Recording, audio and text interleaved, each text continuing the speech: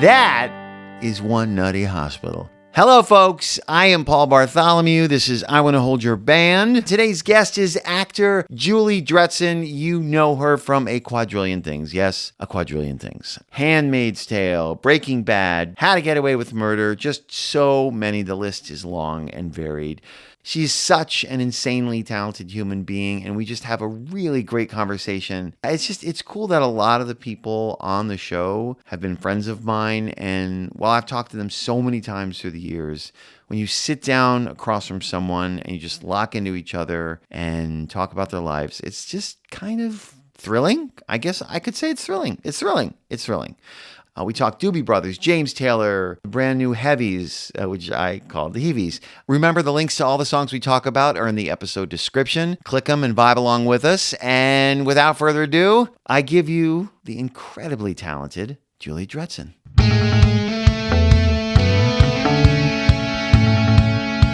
The first piece of music, artist, album that you remember coming into your life? I mean, I don't remember exactly, but I bet that it was a Sondheim musical because that was my whole childhood. First, for the listener, tell why your mom... My mother, Joanna Merlin, was the casting director for Harold Prince from, 1969 to, or 1968 maybe, until the last one she did was... Merrily. Yeah, but so she did Company Follies, A Little Night Music, Pacific Overtures. Then she did Evita. That was, I think, the one that wasn't Sondheim. She cast Evita? I didn't know that. Yeah, she started Mandy's career. Really? Mm-hmm. With any of them stay in touch or remain in touch at all? Oh, yeah. He just spoke at my mom's memorial service. Really? He did. He sang. Yes. What did he sing? Unexpectedly. We did not know that he was going to be singing like an Irish dirge a cappella. It was very interesting. How did it come off? It was a little odd, but she would have loved it. Right. She would have just loved it. He was doing it for her spirit and her energy. Yeah. Okay, so when you say you heard that music, all that Sondheim, James Taylor, you grew up in New York City, right? I did. And do you remember the system that it was played? Did you have something in the living room? Did you have something? I do remember that this is a real memory. When we moved our record player over from one side of the living room to the other, and we put it in this wooden cabinet, and we bought a microphone. I don't know why. And it wasn't as fancy as this. It was like one of those old microphones. But I would plug it in and I would sing along to Evita. And that was, 1982 or something. And so I was, 14, 13. And I would sing along to it. Did you know you always wanted to be an actor, or was it like singer first you wanted to be? No. I was always performing when I was really little. I definitely always knew that I was going to be a performer. And then I played Annie Oakley and Annie Get Your Gun when I was 12. And where? At the Dalton School in New York City. And all the kids that played my kids were 2 feet taller than me. Because I was even shorter than I am now. So I was probably 4'8", and I was playing Annie Oakley. And how in what grade? That was in 7th grade. And Josh Olesker played Frank. And he had to kiss me. Oh, that's a big deal. Was that your first kind of experience with kissing? I think so, but I was a little bit of a tramp, so I might have had a kiss before that. But I remember being terrified, in rehearsal. Rehearsal, to me, it's the kissing and doing it. When you have that, is rehearsal. Yes. It's not, when you're on stage, everybody's expecting, there's so much adrenaline, That's you're like, right. well, but rehearsal feels weird. Oh, God. And all the other kids are watching and you just want to die. Yeah. That was definitely the beginning of my mother just consistently saying oh, you're going to be a big musical star. Oh, do you think she kind of put that on you, or do you think she wanted that? Yeah, I think she did. Wanted that. Really? Yeah, she definitely wanted that. She definitely just always was my biggest fan, which of course now that she's gone, I appreciate so much. But at the time, Oh my God, I hated it so Oh, much. really? Oh, God. I mean, it would be like she would have dinner parties and she'd be like, honey, just do the one, the song from remember when you were Charlie Brown and you played Charlie Brown? Will you do that song? Usually she wanted me to perform for Man, Get Your Gun. But so, that's a lot. It's pressure. Yeah. Sometimes I feel like people like that, but then most of the time, even when you're a performer, you're like, I'd like to do it when I want to do it, not kind of On demand. On demand. Be your monkey. Yeah, exactly. That was a Show little pony. bit. I'm still working through some Yes. issues. Wait, now you have a sibling, right? I do. And she's older, Older. right? Any musical influence from her? How much older is she than you? Almost 3 years older. Okay. And she definitely influenced me because a lot of her first albums then became my albums. Right. So, oh my God. I mean, Bruce Springsteen was from her. Although it didn't last with her, and it totally lasted with me. I still know every lyric to every song on Born to Run. Was Born to Run the one that she passed on to you? Born and to then Run's that the was your one she- gateway drug? That was, yeah. I mean, it was also Greetings from Asbury Park, but I feel like Born to Run was just the one that clicked with me. Really? And then like Janice Ian. I don't know what you're going to see. I learned the truth at 17. It was like, remember that song? It was just like a suicide song. Oh, God. Did she have that as well that she passed you? Yeah. No, I remember listening to that as well. Boz Scaggs, The Lowdown. These were ones that she had. Those were not albums that I had bought, but they were passed on to me. Did she kind of burn through artists in general, or was just Bruce Springsteen? Like she liked it, she listened to it for a while, and she's like, Yeah, it's like whatever's kind of hip at Hip the and time. cool time. So, I mean, she had albums that like she would listen to once, like B-52s, and it just didn't click. And they didn't really click with me either, to be honest. But did the albums, because I'm always curious about this, did you keep them in your room or did you keep them with your parents? Like, were things siloed off? Like she had her albums and it was all records, right? It wasn't. it was all records. Yeah, because it wasn't. We weren't listening to cassettes then. Mm-hmm. I guess that's probably started in high school. Yeah, like high school. I feel like 80 something. Yeah. Well, I graduated in 86, so it was probably around that time. Yeah. But yeah, she had her own record player. Oh, she did? In her room. And then I got her room when she left for college, and I was a freshman. Or no, I was a freshman when she was a senior. So. And she didn't take the record player with her? I guess not. Yeah. No. So then it became mine. So how about the first piece of music that you bought for yourself? I was thinking about this. I think it was probably, oh God, I'm so embarrassed. Sean Cassidy's Born Late. Did you go physically to the store? Yeah, I was kind of remembering like having the album in my possession. I also really remembered ripping off the plastic on the Go-Go's album, Beauty and the Beat. Oh, yeah. But Beauty that and was the Beat, later. don't they all have towels around their head? Yeah, I've got that one. Yeah, totally. Great album. But that was definitely, I was older. I think Born Late was like 77. We're going to have to take a sampling of a song from that and hear God. to jog some memories. Where would you go to buy your music? That's a good question. I think Tower Records, which was on like 72nd and Like Broadway. Yeah. I think that was there at that time, in the 70s. Okay, let's do, I want to listen to, it wasn't on the thing, but just for shits and giggles. Yeah. What's the name of the album that you bought, Sean Cassidy? Born Late. Born? He has like a sweater around. He's wearing like a silk shirt with a sweater around his shoulders. You want to do Teen Dream? That's the one that I remember. Okay, so we're going to listen to Julie's first album that she bought with the very beautiful Sean Cassidy. He's beautiful. I'm looking at it. What a lovely face. From 1977, the album was Born Late, so here we go. That's such a fun song. I mean, like, you're how old when you got that, right? 9. 9. That's such a great song for a 9-year-old. It's happy. Yeah. It's called Teen Dream. Yeah, totally. And yeah, I wonder if did you hear it and then go, oh my God, I have to get that album? Or did you? I don't know. Wait, it's hard to track that stuff. Weren't Sean Cassidy and Parker Stevenson were in a television show together? They were the Hardy Boys, were they not? Were they? I feel like they were, because I feel like I could be totally. I should have done I don't my research, normally look, but I like to stay analog, but I'm going to do this one. Look, the Hardy Boys from the 70s. I feel like they were. Greg Larson. Yep. Park Street and City, Sean Cassidy. That's right. And it went from 1977 to 1979, and that album's 1977. Totally.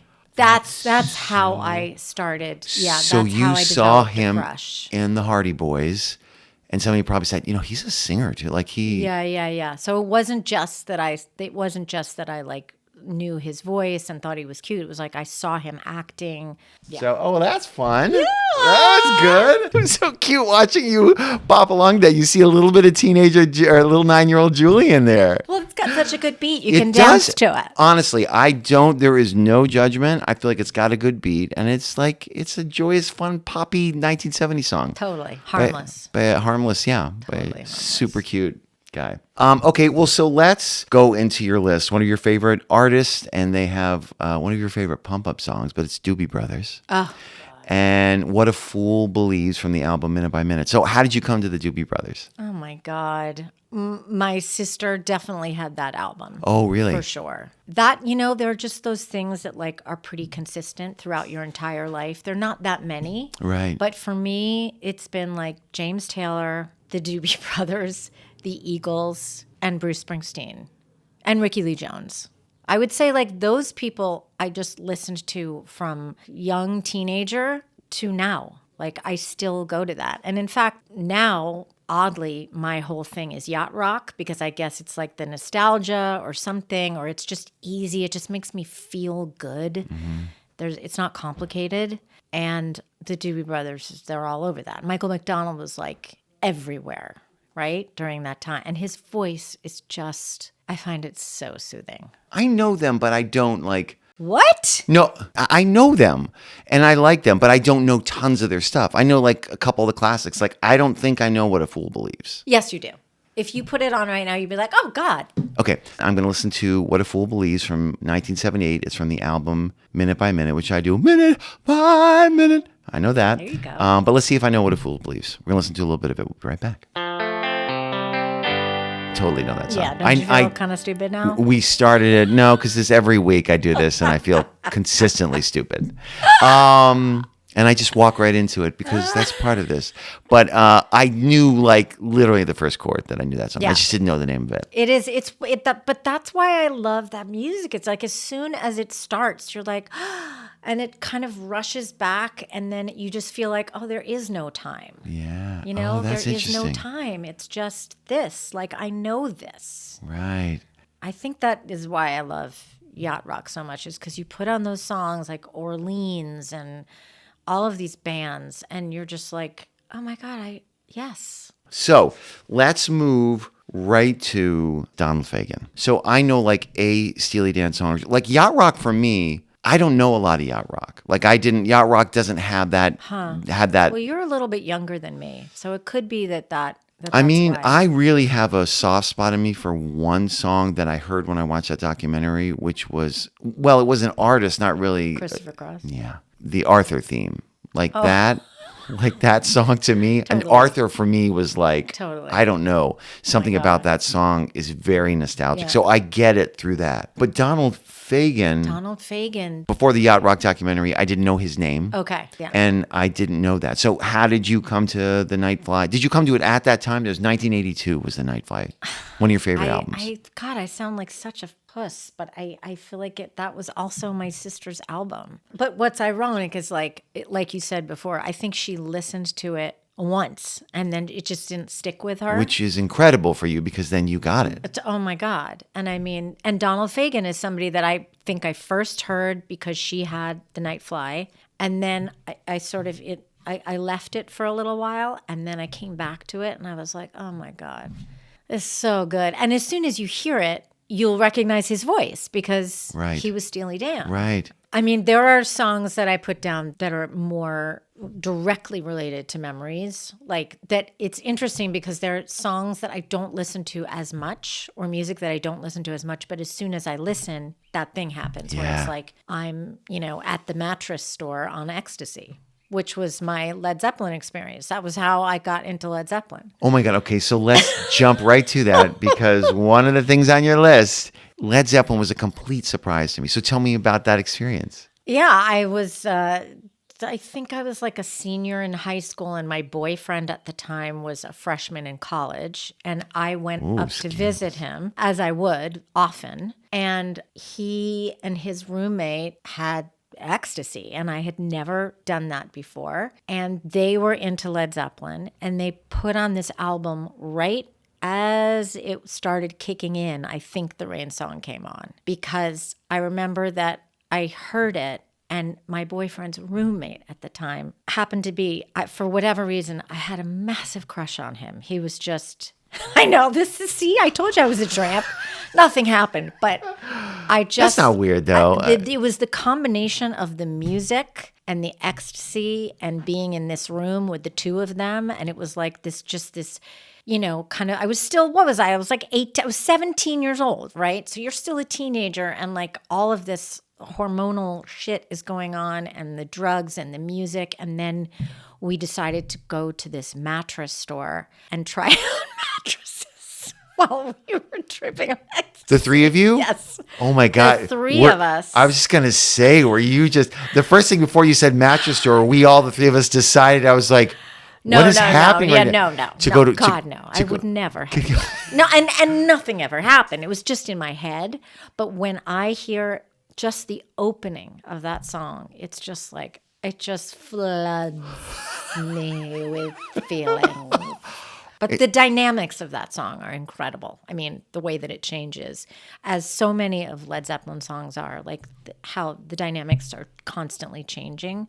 But that song is like... With double meaning intended, was that a gateway drug for you for Led Zeppelin? Or was it just that song really? No. And then that album was a part of my rotation for sure. Yeah, which for the listener, that album is House of the Holy, and that's 1973. Yeah, that has Stairway to Heaven on it, pretty sure. And you weren't really a Zeppelin person or at all before your boyfriend? No, not at all. Ecstasy, I didn't even know kind of that was early days for Ecstasy, no? It was early days. I don't know and from Ecstasy. I remember, I think I did it at one time. I woke up the next day and my back hurt, and someone was like, oh yeah, well it drains the spinal fluid out of your back. And I was like, okay, I don't need to do this ever again. Does it really? I don't know. It was probably one of those myths such an innocent. that went around, but I never did it again. I mean, there's also a whole chapter on there that I did not include, which is I was like a deadhead during college because of my boyfriend. Wait a second. Because of this same boyfriend? Same boyfriend. Huh. I'm wondering about this guy. And was he good news, bad news, or just he was fun? He was lovely. Yeah? He was really sweet. And he was my first... he was my first love, And I followed him to college, which was not smart. And I ended up transferring because of the drugs, because there was just too much drugs. Wow. But emanating from him? Or once you started, you're like, oh, this is. I was doing drugs in high school. Oh, really? Yeah, I was a tramp. I was very New York City gullible, and I was very New York City. We used to walk up to this brownstone on West 89th Street to buy pot, and I remember hearing a gunshot when we were there once. It was not good. And then me and my girlfriend would go to the Triangle on West 72nd Street and buy pot. Do you enjoy the Dead music? No. So it's at the time, did you get into it or no? Oh my God, I was so into it. I think I went to 14 shows. Oh my God. Right? And I never tripped on acid. I never did that, but I would just be high on pot, But I went to all of these shows. And then once you broke up with him, did it kind of when you hear it, does it? It's that stayed with me. We broke up, and then I went to Hampshire, so everybody was into the Dead. It was that was just the thing. Right. And so I listened to it even afterwards. But after I graduated from high school, I feel like I completely stopped. From college, completely stopped listening to it and never listened to it as an adult. It's so weird now. It's not at all my thing now. So that's the only music that I really listen to now and say, what was I thinking? I can't even remember. Maybe why. it was just experiential. It was because like, oh, you go get high and go to the shows. Yeah, I think so. And so that was fun to just kind of feel that in your body, kind of when you're, high. Before we leave, because we had talked about it, why the specific song of all the Sondheim is Not While I'm Around from Sweeney Todd? What is it about that one that of all the Sondheim that you could put, you put that one? But and look I'm not going to hold you, and I want to say to the listener, every hour you could replace that with a different song. So let's just talk about why that one. It's true. I mean, when I was kind of going over like all of the Sondheim that I love, it was really kind of hard to just pick one because there are so many. So with the caveat that this is just one of the many you would pick. What is it about this one you like? It probably was partially experiential just from watching the show because I got to see these shows. During rehearsal. Oh my God. I know. Oh, at the time, did you feel how cool that was? Or it was just no, because your mom did it. It's just like it was just normal to you. Yeah. And then I would get to go all the time. And I just remember in the craziness of that show, because that show was kind of crazy, the softness of that moment with Angela Lansbury and Ken Jennings, I think his name was. Yeah. His character was just so beautiful, and their relationship was so beautiful. And I felt like it was this kind of like respite during the show when there was all of this madness going on around them. Yeah. That it was so sweet. And I don't know, but I think it was watching it. It wasn't just listening to it. It was watching that. And can you kind of remember that? I do, for sure. What do you most remember of the many times you saw it? Do you remember it during rehearsal or during performance or? Probably during performance when they were, Everything's lights on and costumes and all of it. And makeup and her hair and the things. And those things. What a great choice. Yeah. I like to do that.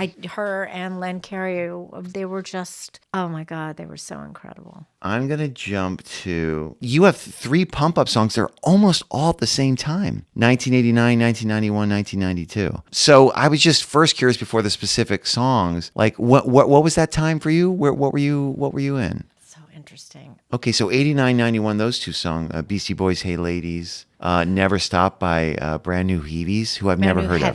Heavies. Heavies. H-E-A-V-Y would be heavy, and H-E-A-V-I-E-S and would be heavies. Beastie Boys. Yes. So any of those 3 songs, what were you doing in your life? You were graduating. So somehow I had moved from like the Grateful Dead to like the beginnings of hip hop and dance music. But I remember when I was like a senior in college, we would go to other colleges for their like dance parties and things like that. Uh-huh. And I think that was where I heard the Brand New Heavies. And it's just great dance music. It's just really good dance music. And the Beastie Boys, I mean, Right. That was just a classic. But that was a weird transition. Well, it makes sense though. You were swinging out of. It's really, I mean, really, I mean, not that was. It's under pump-up songs, so these are songs that have drive and like life to them. But it's like those are the songs like when it comes on, I can immediately start dancing. Yeah. So for a little bit of fun, let's listen to "Never Stop" by Brand New Heavies, which I said Heavies, 1991, and it's a self-titled album. Brand New Heavies or Heavies. We'll see. That is an awesome song. Right? That feels like a song from like the late 70s. Yeah, it's from 1991. It's got this funky kind soul kind of like, but with like a beat and rhythm to it. Yeah. And she's got a great voice. Amazing voice. Oh, but see, it's so interesting. That's why it can be many things, even within the same list. Pump-up song for the listener, when Julie was listening to that song, I mean, your body came alive. Do you know what I mean? Like you were just energized with like joy and kind of like moving your body. Because it is so joyful to me. It's like you put that on and it's like everything disappears and you just fucking dance. That absolutely does that. Oh, good. It makes everything disappear. Yeah. That's a great song. Oh, good. I'm adding it. Like, are you going to listen to it? Like, going to listen to it, like add it. Like, I've got a I Want to Hold Your Band list where I add in things. It's absolutely going on the Oh my list. God, I'm so happy. Absolutely going on the list. Other things are going on too, but I know for sure that's going on. Oh, good. So let's go to. We're not going to talk about it, but one of we share a favorite love song, and that's "Faithfully" by Journey. Oh my God. My first concert, 1984. Oh my God. I saw Steve Perry like 4 months ago at Gelson's on Laurel Canyon, and I almost peed in my pants. I was so excited.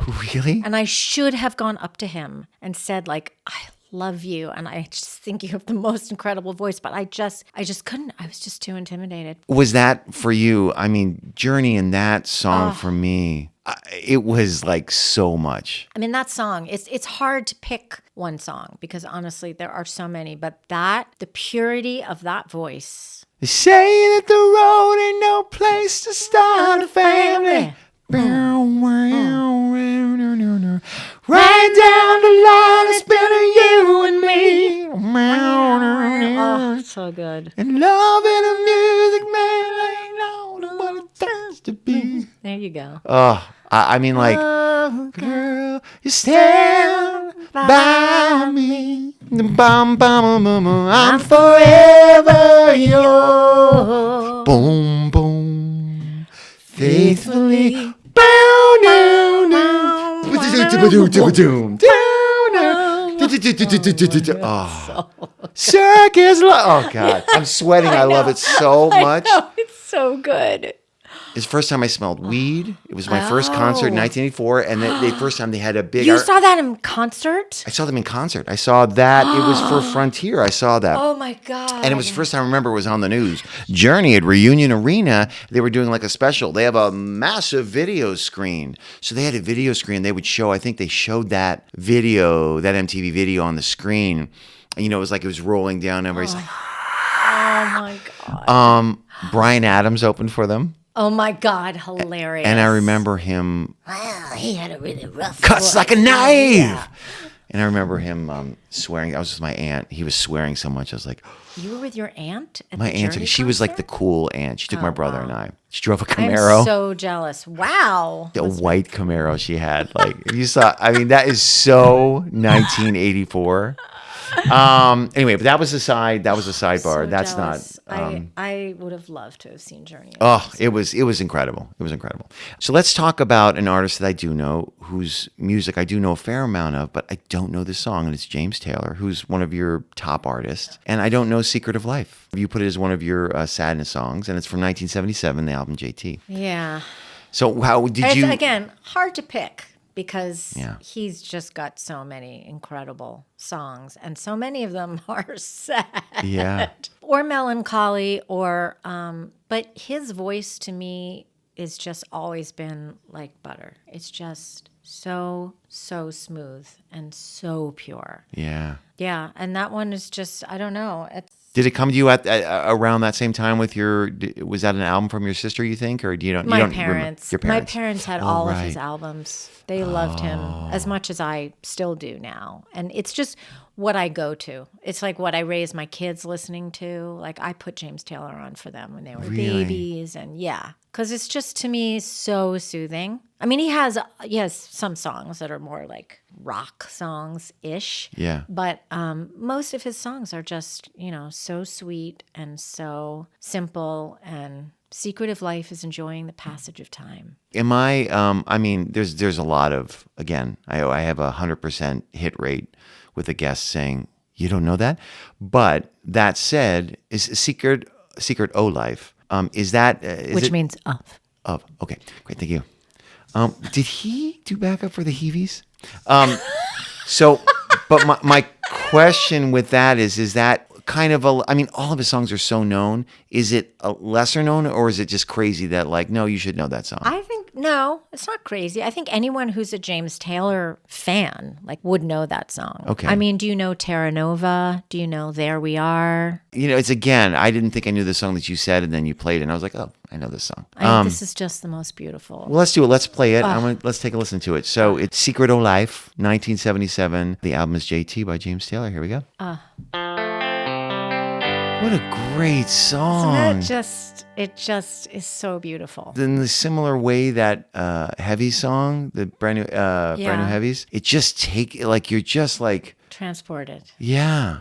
And you just kind of, it's like a drug. Yeah. It just lets you just kind of be in the present, feel like You feel it. Like it just cuts through you. and it releases something from you. Like, what a great something song. so light about it. Even though I said it's my sad song, it's really like there's something so lovely and light about it too. There's something in that though that I have, because the girls always make fun of me because I listen to a lot, went back when they were in the car a lot more when we were driving, and I would put on Phoebe Bridgers or so, I listen to a lot of sad songs. Yeah. But for me, I put sadness songs as just like a shorthand, but it's not it's just lets you sit in your emotions in a nice way and be, I don't know, there's something, it doesn't have to be sad to make you sad or. I'll never not love it. Yeah. Like I will always have a relationship to his voice till the day I die. That's great. Yeah. Love it. I think that's it, Julie. Paul, I really appreciate it because it also has made me just realize, it just made me really think about my relationship to music. This was so much fun. It was everything I hoped that was. It was so much fun.